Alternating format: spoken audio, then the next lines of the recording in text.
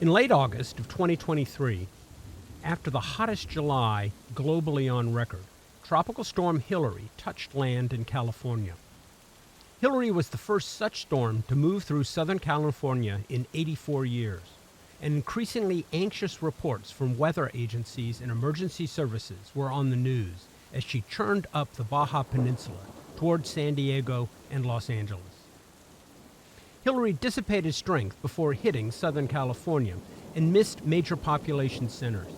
However, the full force of the storm was felt in the Imperial Valley, sweeping across fields, dropping rain in the Salton Sea, and lashing the surrounding mountains with large amounts of rain. Typically sandy and parched washes overflowed with mud and debris. Boulders the size of cars were carried down gullies in a slurry of cobbles and mud. Crops were washed from fields. Fruit ready to harvest was destroyed. 2 weeks later, with the land still draining, a second storm hit, producing more rain and destroying more crops. Little dribbling Gray Wolf, who goes by Wolf, told us what the rain was like in Slab City in the Imperial Valley. It was like bucket loads of rain at a time, and it was, like I said, 8 to 9 hours. We had 3 to 5 feet in certain areas of water that was just rushing like a wave. The IID could have done a little bit better if they would have left the gates open and drained the canals prior to the storm, but they didn't. The canal gates were closed. The canals were full of water. The water had nowhere to go. So at one point, the storm caused the water to back up from the canals, and I'm right on the lower canal. And it caused the water to stop flowing towards the canal and started backing up away from the canal, which caused a lot of damage and stuff like that. If the canal gates would have been open instead of closed, a lot of the damage out here wouldn't have taken place. Both rain events were unusual and may be attributable to changes in weather patterns associated with global warming. But this is not the only place global warming is disrupting life in the Imperial Valley. The governments around the world are responding to global warming by enacting policies aimed at decreasing the amount of atmospheric carbon dioxide, the primary greenhouse gas linked to increased global temperatures and ocean acidification. As we have been describing throughout this podcast, a primary tool to lower the growth of CO2 levels in the atmosphere is to electrify transportation. And this requires batteries. The Imperial Valley is growing an industry that will extract lithium for use in these batteries. The quantity of lithium available results in Imperial Valley being rebranded as Lithium Valley. I'm Charles Zukoski, the Vivian Professor of Chemical Engineering and Material Science and previous Provost of the University of Southern California. I'm your host for Electric Future, a podcast series exploring lesser-known stories of the energy transition from the perspectives of people most impacted by the changes that transition will bring. This is Season 1, looking at lithium extraction in the Imperial Valley and how the transition will affect the community and climate change at large. This is our 6th and final episode of the season. We discuss how efforts to slow global climate change are impacting the Imperial Valley, bringing anxiety and opportunity to those who live there. We'll explore all that and more. We've been describing the Imperial Valley with its sweeping vistas, the latest incarnation of Lake Cahuilla, an abundance of agricultural lands, the solar and wind farms, and the geothermal power production. In this episode, we will revisit topics discussed in previous episodes as we place the valley in a global context. The valley is a magical place. It is filled with a take-on-the-world spirit that more times than not results in coming out on top. The taming of the flooding of the Colorado and the resulting agricultural industry feeds the pioneering spirit of the valley. One of the complicated dynamics in the valley is the relationship between this pioneering spirit and the indigenous tribes that were displaced by the settlers who moved into the valley in the late 1800s.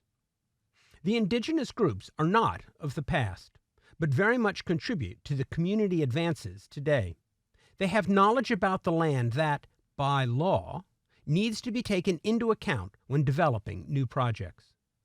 This is a relatively new legal requirement, certainly not part of the conversation in the late 1800s and the early 1900s, when these groups were driven from lands from which they had sustained their families and were assigned to reservations. Throughout this series, we have heard about many issues from so many different voices across the valley. For example, we heard from Efren Silva, the Dean of Economic and Workforce Development at Imperial Valley College, or IVC, a few episodes ago. He is a longtime resident of the Valley and committed to his community. This is where my roots are. This is where my family is. This is where I did all my schooling around here.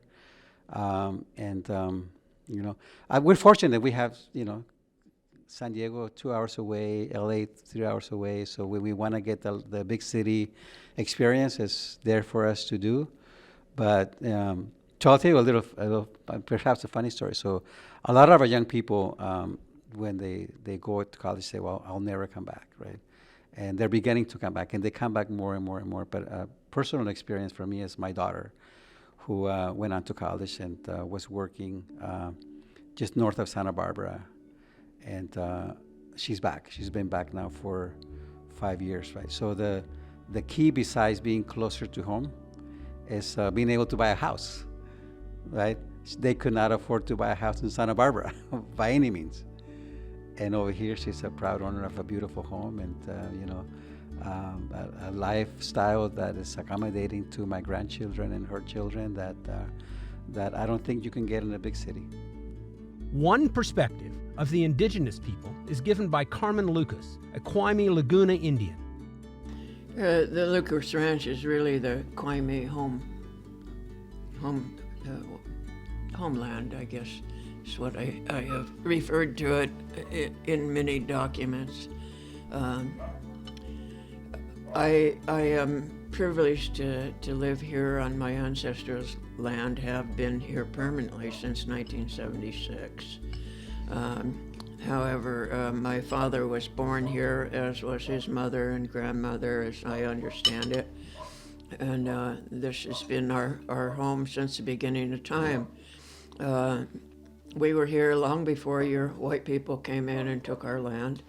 The traditional landscape really encompasses all of the Laguna Mountains down in Pine Valley, the Quarter Madera, Lions Peak. These are places south of here. There's an old pre-contact trail that comes up out of the Quarter Madera through the valley, and this is the heartbeat of the Quimie homeland. And then we travel down the Cottonwood Trail into the desert and to places beyond, which would include the Salton Sea and as far as the Colorado River. So this is just one little tribe of all of San Diego, Indiana. The valley is home to professionals who are committed to the region and its communities. A good example is City of Imperial Mayor Katie Burnworth. So I worked for Imperial Irrigation District working on the Salton Sea. And then after some time there, I went to go work for the County of Imperial and worked on the Salton Sea there. And we were doing a lot of air quality mitigation. And so that's kind of what I was focused on. And so while I was there, I made a lot of relationships with legislators and learned a lot about, how the government and municipalities work, what you have to do to get funding and things like that. And so when there was, a seat coming up, I remember I had just got onto the City of Imperial's Planning Commission. And I remember being like, I can do so much more if I am elected and on the city council. Because I'm also a partner in a small brewing company that is in Imperial Valley as well. And so there wasn't a lot of people that were very business minded and orientated on the council.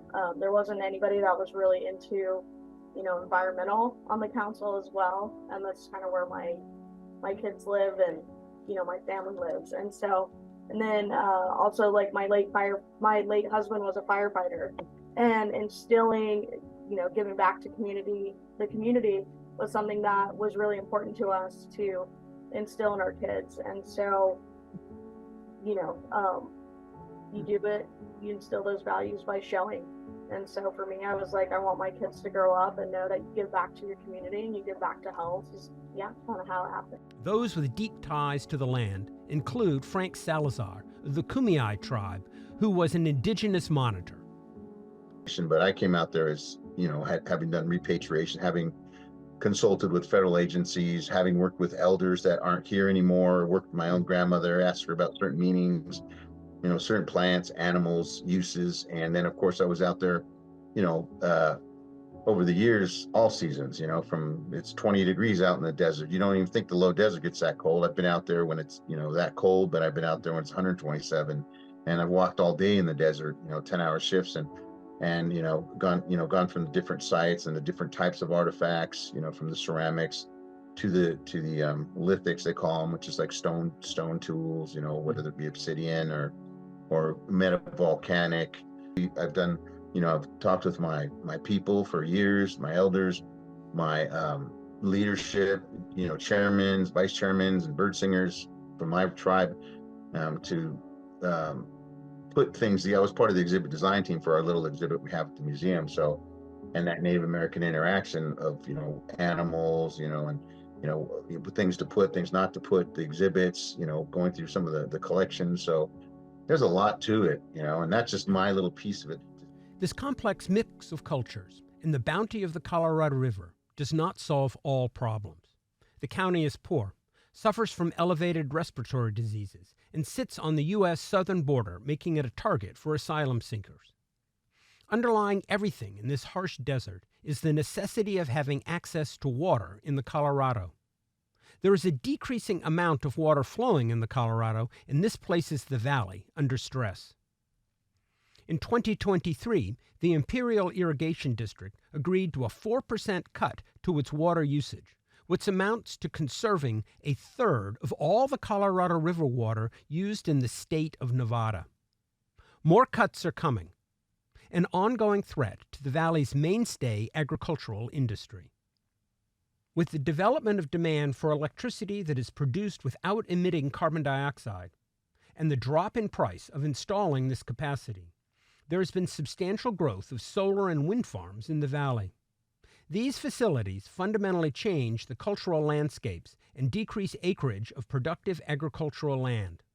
These changes in land use alter the relationship people in the valley have with the land.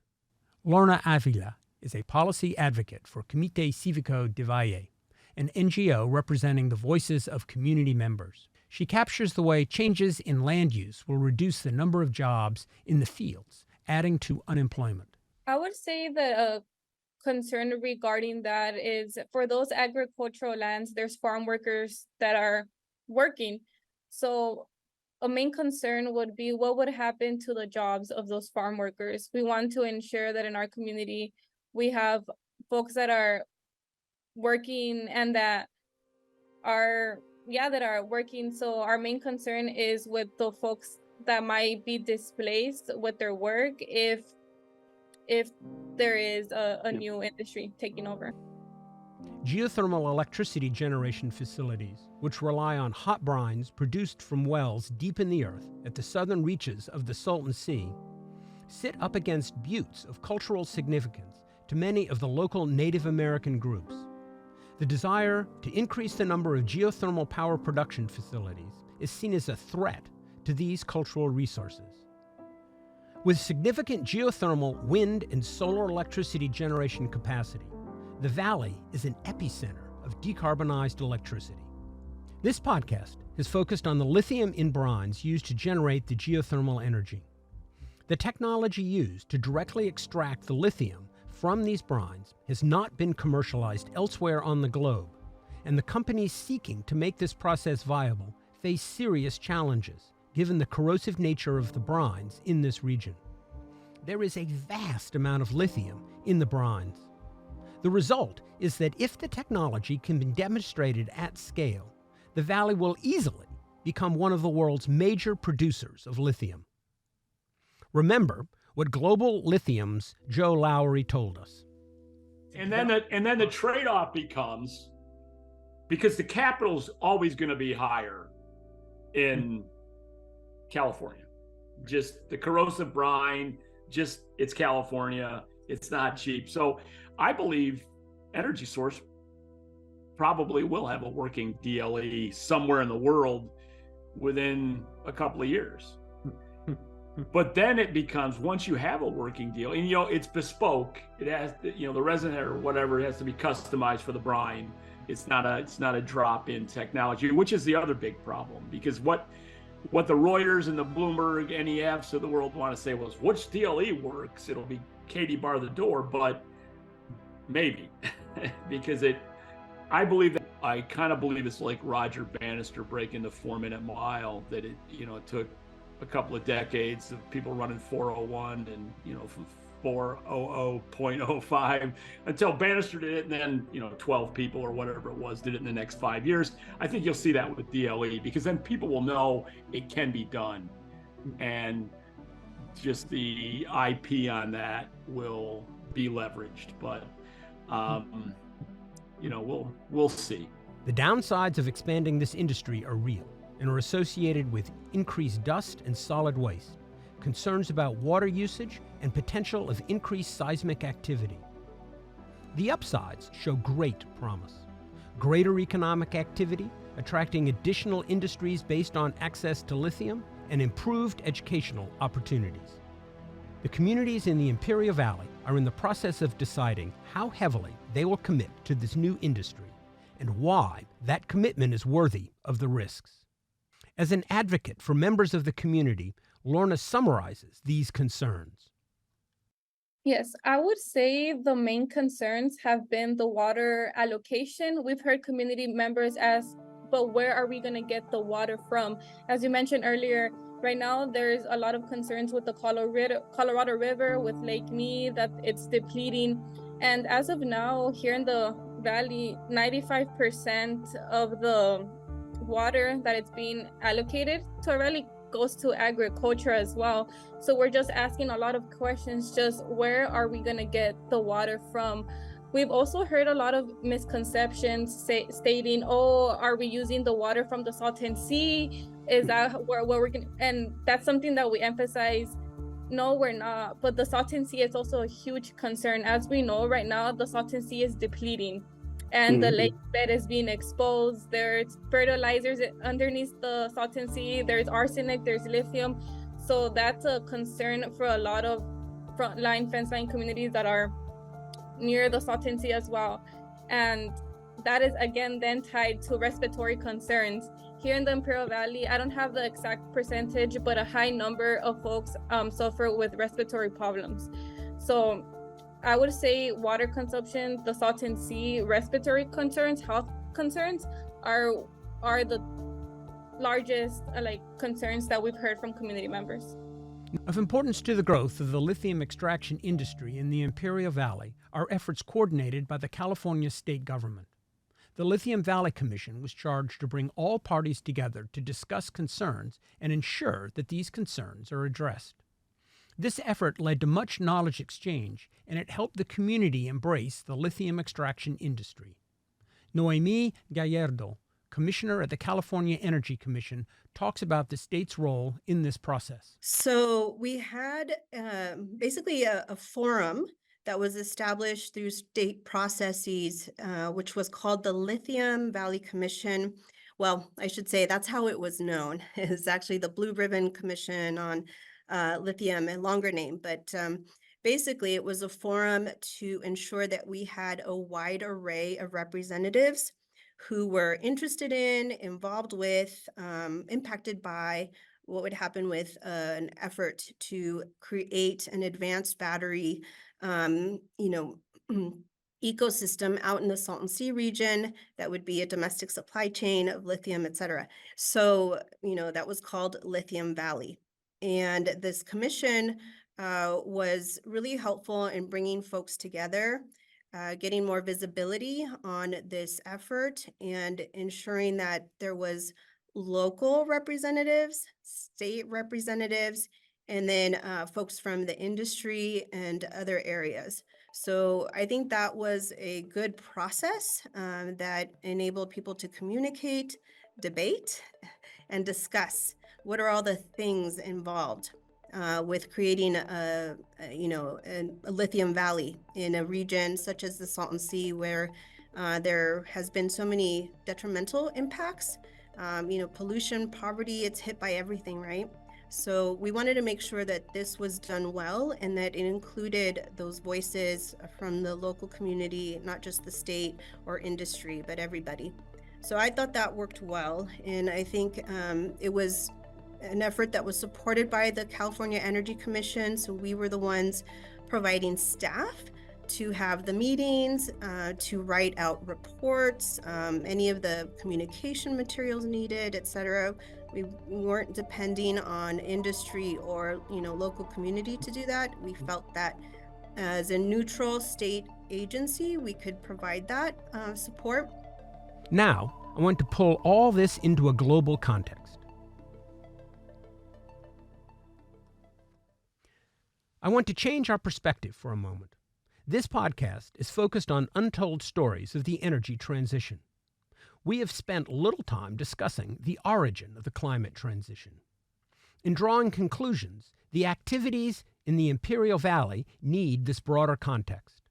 As with all large storms in the last few years, the unusual levels of rain in the valley in late summer of 2023 were discussed in terms of global warming. Increased ocean temperatures result in more energetic storms and altered wind patterns, giving rise to larger weather extremes than have been experienced in 1,000 years. While weather events over a few years do not, in and of themselves, make for climate change, there is growing evidence that increased global temperatures are, in fact, at the root of the increased frequency of severe weather. In many regions, climate-induced weather extremes are associated with droughts, and these lead to forest fires that are fundamentally altering the landscape of the American West. In the summer of 2023, we saw wildfire devastation of large areas of eastern Canadian forests, leading to dangerous air quality up and down the eastern seaboard of the U.S. There are skeptics that these changes are produced by human activity, in particular that they arise from the burning of fossil fuels. However, significant changes occurring in the economy reflect dramatic changes in weather patterns that, if not caused by increased CO2 levels, are highly correlated with them. An example is that in many states, families and businesses faced increased difficulties in gaining access to home insurance. Insurance companies spread risk over a population equally likely to see a severe event.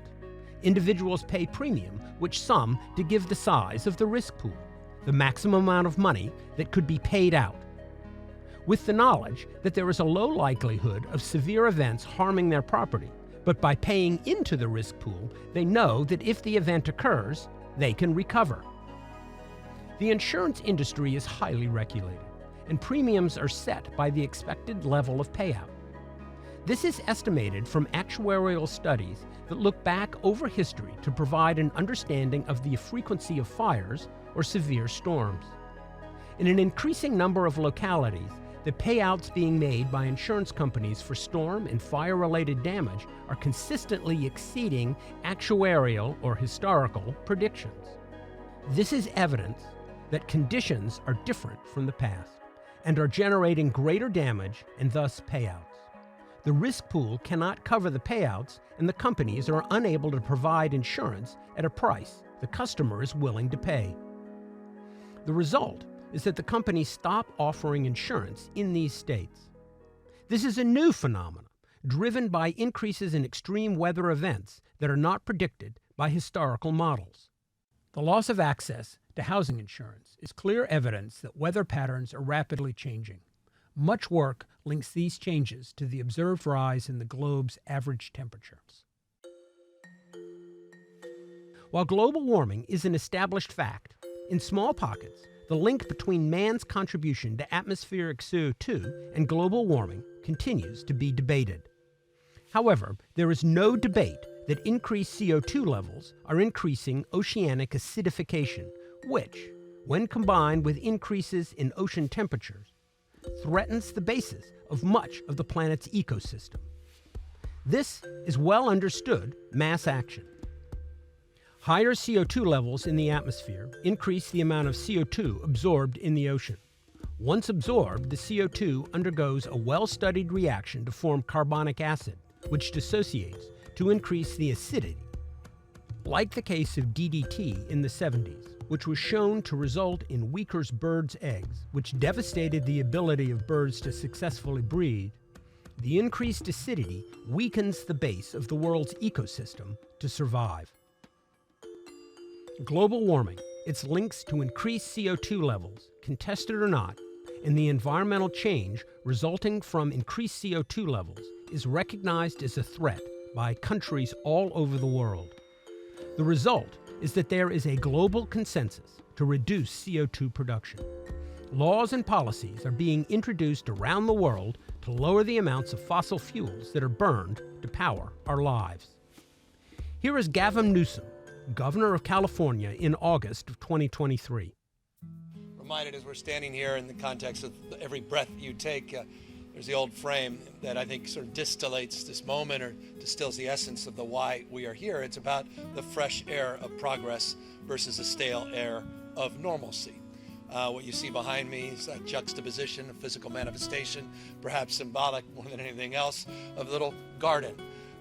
Fresh garden that's been planted with an old industrial plant you see behind us, which is in the process of transitioning to a low-carbon green growth framework that's advancing not only the economic opportunities, Madam Mayor, of your city and this region and our state and nation, but the sustainable values that we all share in terms of our fate and future, the work we have to do to address Mother Nature, who I say often, particularly having just come back from Tulare Lake, she bats last and she bats 1,000.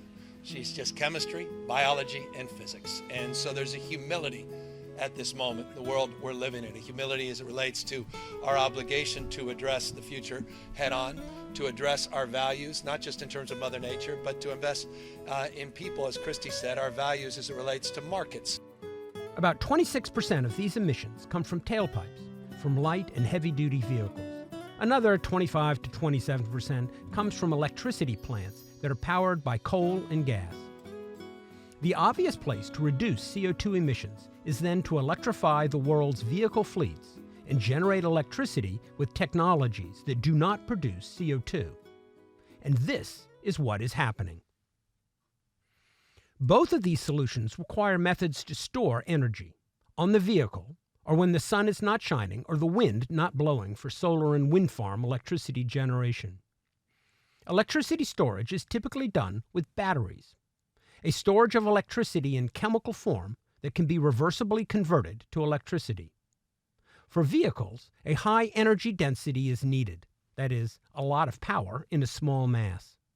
The world's best current technologies use lithium as a major component of these batteries. The growth in demand for electric batteries is creating an explosive growth in demand for lithium.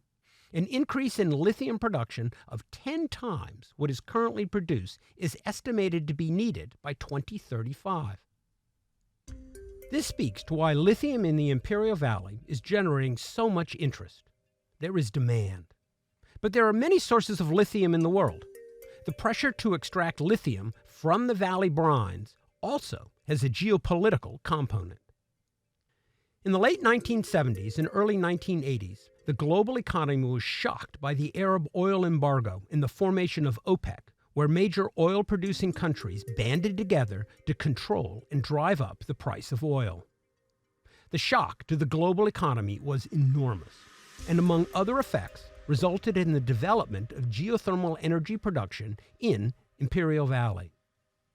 No country wants to have their economy held hostage to monopolies in production of critical materials. The experience with the Arab oil embargo, the need to protect economies, the reliance of transportation on this critical material, and the sensible desire to diversify sources of critical materials makes the countries of the world look at the lithium supply chain with concern. The largest sources of lithium are Australia, South America, and China. But lithium from these sources is in the form of concentrates and must be refined to be of a grade used in batteries. The refining is done in China, which dominates the production of battery-grade lithium carbonate. And this is seen as a threat to economic stability. The result is a rush to develop new lithium sources and lithium refineries. The Inflation Reduction Act passed by the U.S. 2 years ago creates incentives for electric vehicles and components when the vehicle and components going into the vehicle are manufactured in the U.S. or with U.S. trading allies. On top of this, policies are being put in place mandating that all new vehicles must have zero tailpipe emissions. These incentives for changes are substantial. Profits are to be made in producing electric vehicles and their batteries in the U.S. But the lithium used in these vehicles' batteries must also be sourced in the U.S. or with U.S. trading allies. These factors combine to drive interest swirling around the lithium in the Imperial Valley. Lithium is not an uncommon element. It concentrates in certain minerals found in hard rocks and in brines. The explosive growth in demand for lithium drives up the price of this element, and this creates demands for more extraction facilities. More mines are seeking permits, and more mine facilities are under development than we have ever seen in history. And there are expectations that even all these new facilities will not meet the expected demand for lithium. This suggests volatile prices. For example, in 2023, the lithium price went up by a factor of 6 and then dropped back. This volatility will continue until the market matures, with supply aligned with demand. This takes more production facilities. But mines and shallow evaporation pond production technologies are not universally popular. Recently, Rio Tinto had permits pulled in Serbia when the nation rose up in protest of a large underground lithium mineral mine. In the U.S., there is continued controversy over the Thacker Pass mine, where lithium is concentrated in clay minerals. There are growing concerns about drawdown of water tables and destabilizing of local communities in the Atacama region of Argentina and Chile. Joe Lowry explains. Battery factory wipes out Thacker Pass Phase 1, 100% of it. Because it's if you look at lithium intensities on average around 0.8. So if you've got a 100 kilowatt hour battery in your Tesla, you need 80 kilograms of lithium carbonate equivalent to make that battery. Mm-hmm. And that math is probably, it depends on who the producers are and how efficient they are, but that's a pretty good rough number. And so if you're going to build 25 of these plants in the next 5 to 10 years, and you have only one permitted lithium project in the United States right now, and that's Thacker Pass. And you have a really tiny operation in Silver Peak, Nevada that will never do 10,000 tons. They're trying to double it. But you can see the problem we have. Yeah. And yes, the Imperial Valley is the poster child for lithium potential. Indeed, lithium mines are now commonly seen as being green extractivism. This term is used as shorthand to describe what is seen as covering over the social and environmental degradation of mining with the claim these projects are essential to fight climate change. Extraction projects are criticized as placing the profit of investors over the lives and ecology of the communities where the extraction takes place. In this argument, materials are extracted, but little benefit remains with the community which experiences the irreversible impact of the extraction. Some call this the exporting of environmental destruction so that rich urban communities can live their zero-carbon lifestyles. Frank talks about his experiences with green extractivism in the valley. Lithium, I know I'm all for electric, but I mean, it's just a matter of it just not destroying, it's about climate change, but the political climate and the what do you call it? The intellectual climate, if it's destroying that, it's just, I'm just watching it. And now they're think they're going to fall a little short of this electric car sales. I saw that, but my electric bill was like just outrageous. I don't have solar power, and yet I'm looking at these turbines blowing right behind me, and then they're charging for transfer and all that. And I go, well, we got a power transfer station right here, and I'm looking at tons of renewables all right here, and all that desert, but yet my bill is like this. I go, that doesn't, it's like it just when you're destroying people with energy, and you're paying so much for energy now, both fuel or electricity. I'm like, I don't see a good out, but I mean, I'm all for electric. My son has a hybrid car. I like the hybrid thing for sure. The direct lithium extraction technology to be used in the valley, while never commercialized, has a much smaller environmental footprint than hard rock mining or evaporative technologies. Thus, companies seeking to profit from selling lithium into this booming market see an opportunity to limit environmental impact by developing DLE technologies in the valley. In addition, the brine production and reinjection technologies used in DLE are the same as those used with geothermal power production, thus reducing the capital cost of the plant. Now, let's connect all the dots. So here we are. We live on a planet that is beginning to smolder under the burden of greenhouse gas production. We, as a globe, as a nation, as states, as cities, and as individuals, have agreed we will do something about this situation. A solution has been found in electrifying transportation and generating the needed electricity from non-CO2 emitting sources. Minerals in quantities not currently available are required to undergo the transition from fossil fuel to electricity-driven vehicles. A source of a key mineral, lithium, exists in the Imperial Valley, and there are projects afoot to extract that lithium. Communities in the valley are in the process of weighing the pros and cons of growing a lithium extraction industry. This podcast, Electric Futures, was developed to learn about how the members of the community are thinking about this process. As you've heard in this series, community concerns revolve around increased dust, increased solid waste, and increased usage of canal water, and resulting impacts on Salton Sea mitigation. There is a concern that with the growth of geothermal power production, there will be increased seismic activity. The communities feel that in allowing the construction of low-carbon electricity generation technologies, they have suffered from green extractivism. Beyond disturbed cultural landscapes, solar and wind farms are felt to have left little behind. The wealth from these facilities largely leaves the community, and the benefit of the electricity goes out of the valley. LA Times climate columnist Sammy Roth explains. Yet, despite all the benefits to putting solar on farmland, the less water use and not destroying wildlife habitat in the same way as you would in the desert, it's controversial because farming is really the sort of heart and soul of the Imperial Valley. I mean, if you haven't been there before, this is why this place exists today as we know it. It exists because more than 100 years ago, early farmers built these canals to bring Colorado River water from the border with Arizona into the desert, into Imperial. They have 500,000 acres of farmland out there now that really is the just total center of the economy of this place and of the employment and of the tax revenues.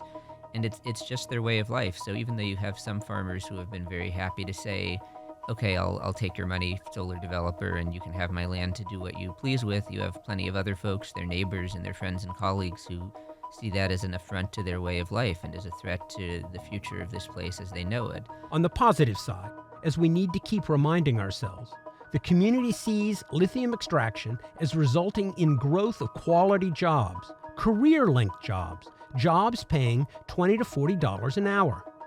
The presence of the lithium extraction facilities and expanded geothermal power plants are expected to grow the population in the valley, attracting family members home and creating new amenities for those who currently live there. The community has also acted on past examples of green extractivism. By enacting the tax on lithium production, there will be more infrastructure investment, paved roads, steel bridges, and generating funds to help mitigate the drying of the Salton Sea. Having the jobs go to community members inspired the growth of local education programs. perhaps the most difficult issue remains the increased threats to cultural landscapes as the power plants crowd buttes and hills that carry cultural significance to the Native Americans in the community. But even here, there is not a single voice. These tribes and groups within the tribes see growth of jobs and community development as important, and there is a desire to participate in discussions of how to manage the cumulative effects of industrial growth of the valley. Not far from the surface is the profit motivation of the corporations risking substantial sums of money to develop the direct lithium extraction technology. Without the opportunity to see that profit, the white gold boom in the valley would not be talked about. As prices fluctuate and new sources of lithium come on the market, the company's ability to raise funds necessary to build and operate their plants are at risk. Those with capital to invest seek confidence that the technologies will work and that there is project support in the community. While there is caution, the resulting outreach efforts appear to have been effective. In our conversations, the companies in the community have largely come together to reach a consensus that the projects will move forward. I'm struck by the lack of significance of global climate change in these discussions. In consideration of the growth of the lithium extraction industry, this topic is rarely brought up. My impression is that the evaluation of pros and cons is based on the capacity of the project to grow the economy of the valley. The valley has a resource the world is willing to pay for. The community evaluates the pros and cons of meeting the market's needs and acts according to their interest. Those interests are largely local, personal, family, and community-oriented. These conversations have a worldview based on private ownership of land and the resources incorporated into that land. Our laws support the ability of the landowner to exploit that land for their benefit. Members of the valley do not appreciate activists from outside the valley arriving to impose an external view of how they handle their land.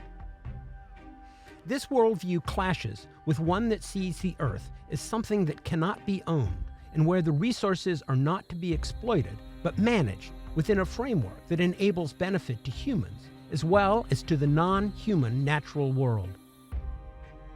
The indigenous community seeks to preserve cultural landscapes and not have industrial activity irrevocably change the environment. The outside world seeks to protect a unique environment. The outside world also sees the resources in the valley as vital to electrifying transportation. The locals are well versed in these arguments and are perfectly capable of making the decisions on their own. Sylvia Earle, the previous chief scientist of NOAA and renowned oceanographer, has spent a career looking at human impact on the ecology of the ocean. In her eyes, the focus on local economic development misses the collective need for a viable ecology, and like Carmen Lucas, argues communities need to consider how human and non-human natural systems are interwoven in ways that are understood, misunderstood, and not understood. Nature doesn't have the voice. We can put on the balance sheet what are the consequences to the people who live here, who need water, who need clean air that is at risk because of these processes that are delivering benefits, quotes, to the greater world to make this transition away from fossil fuels. That's the cost part of the, quotes, cost-benefit ratio. And it needs to be seriously considered and given weight, and to realize what was there before, even before the current communities. What voices aren't we listening to? What have we displaced? Who have we displaced? What are the hidden costs?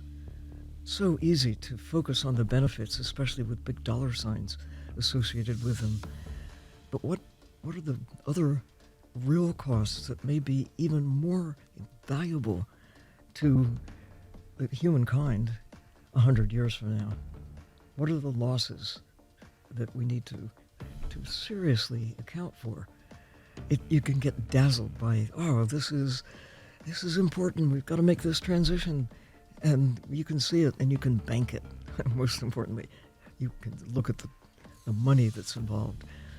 But I just urge, seriously, looking at the lives, not only now, but beyond the next 10 years, when this transition is likely to be most important. Because if we don't get it right in the next 10 years, we will have lost the best chance we will ever have to come to grips with these planetary processes that are right on the edge of success or lack of it. Of course, it's anchored in coal, oil, gas, fossil fuels, the carbon cycle, but there are other aspects of the carbon cycle, the people factors, the natural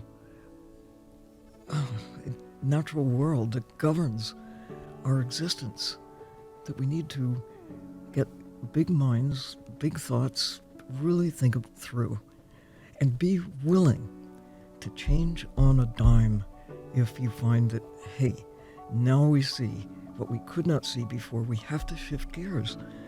So if everybody says, okay, cost benefit, we've got to proceed, but if in the process we are willing to change, we haven't been willing to change our habits, our laws in time right now to deal with the big problems that are like coal, oil, gas, there are solutions, but we're slowly, making this transition. We need to be willing to change, knowing that everything is on the line right now. If you don't get that, then it's going to be hard to have a prosperous future. But one of the messages that I hope gets out there, that there's never been a better time for us to take into account the nature of what keeps Earth habitable. What are we doing that can move us in the right direction? And are we willing to make that shift? And it's not a hardship. It's, in fact, should be a cause for great, exhilaration. We can be a part of whatever it takes to get to a better place and an enduring future for us and the rest of life on Earth. Nevertheless, both those who see the world as connecting human and non-human nature in a fragile web, and those who believe in the ownership and use of property, recognize the challenges of climate change and are working towards solutions. However, their solutions begin to diverge. One sees alternative technologies to sustain an energy-hungry way of life, whereas the other suggests modifying appetites for energy. One side pushes for recognition that overexploitation will irreversibly damage our ability to live within our ecology and seeks caution in moving forward, exploring unintended consequences. The other suggests that our way of life cannot exist without extraction and seeks technologies to mitigate impacts we are observing, and argues our energy-hungry way of life is sought all over the world. As a result, more rather than less energy is needed to advance human well-being. What becomes clear as we explore the activities in Lithium Valley is that the energy transition is underway and is disrupting ways of life at the local and global levels. These disruptions need not be bad, but neither must they be good. In the case of transportation, we are left with choices of continuing to burn fossil fuels, resulting in growing global environmental degradation, and/or we can expand use of electric vehicles, requiring local environmental degradation associated with extractive processes, and/or we can drive less. Increasingly, we are asked to choose how much of each we are willing to tolerate. The Imperial Valley is a case study where the decision is being made to go forward with extracting a product vital to decarbonizing the economy, while ensuring that the community producing the product sees lasting benefits proportionate to the contribution the community is making to solving the global challenge. This process involves a continuous series of compromises. It's been a pleasure taking you on this journey into the Imperial Valley. Imperial Mayor Katie Burnworth sums up the situation best. I think it all kind of boils down to trust. You know, you have to say, this is what I'm going to do, and then go out and do it. And if you vary from that, you have to let people know this is why. And sometimes it's not the answer that people want to hear. I mean, I know there's things that go on in Imperial all the time, and people ask the question, and I give them the answer, and it's not necessarily the answer they want to hear, but it's the truth. And I think you need to make sure that your politicians are being truthful about this. You know, let's not give the bureaucratic, the answer where you get asked a question, you don't answer it. It can't be all cupcakes and roses all the time. You got to be honest, and sometimes people aren't going to be happy about, people all think Lithium Valley is going to happen overnight, but this is going to be a 10, 20-year process. We want to hear from our listeners. Check out our episode description for a link to a short paid survey. Next, we'll hear from Imperial Valley resident Natalie Lopez, a USC sophomore environmental studies major, a research assistant at the Annenberg Center for Climate Journalism, and this podcast's associate producer. She hosts our special 7th episode in Spanish, which is a collaboration with Dímelo, Annenberg Media and USC's only Latinx student-run news outlet. Take it away, Natalie. Hola, mucho gusto. Nos vemos pronto en este mismo canal.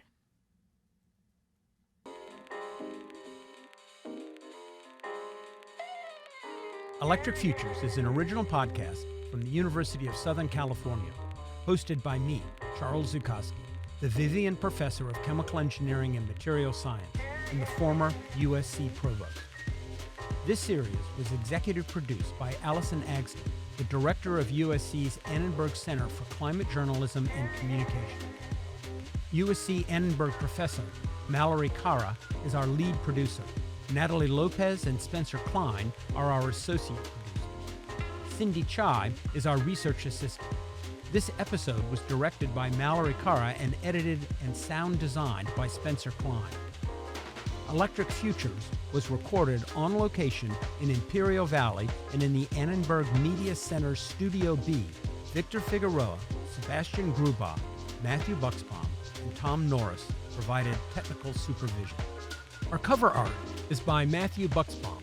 All music and sound effects used with express permission under limited blanket license authority from Epidemic Sound. We used audio from Gavin Newsom's August 2023 speech, which is public record.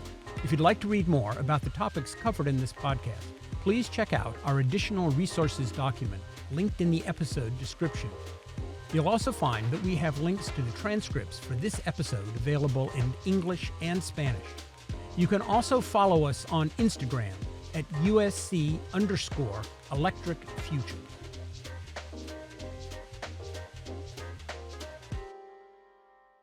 I want to thank the Institute of Creative Technologies for hosting me over the past year, and Randy Hall for his interest in this project. I would also like to thank my wife, Barbara Morgan, for her continued patience for my fascination with lithium extraction.